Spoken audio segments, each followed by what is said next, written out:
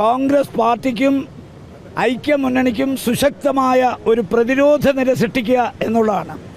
രണ്ടാമത്തെ അവരുടെ ദൗത്യം കോൺഗ്രസിനെയും UDFിനെയും ആക്രമിക്കുന്നവരെ പ്രത്യാക്രമണം നടത്തി കീഴ്പ്പെടുത്തുക എന്നുള്ളതാണ്.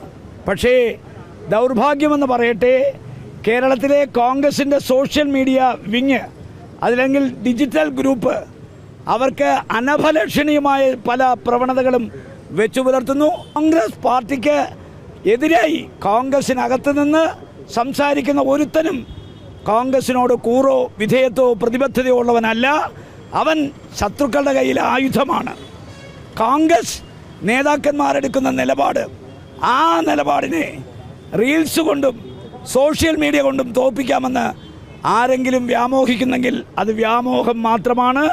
ആ പരിപ്പ് കോൺഗ്രസിനകത്ത് വേവില്ല. ഇതിനകത്ത് നിന്ന് ഈ പാർട്ടിയുടെ തായ്വേരുകൾ അറുത്തുമുറിക്കാൻ ശ്രമിക്കുന്ന അത്തരം പ്രവണതകളെ ഉന്മൂലനം ചെയ്യാൻ പാർട്ടി തീരുമാനിച്ചിട്ടുണ്ട്. ആ തീരുമാനം within a couple of days we are going to implement.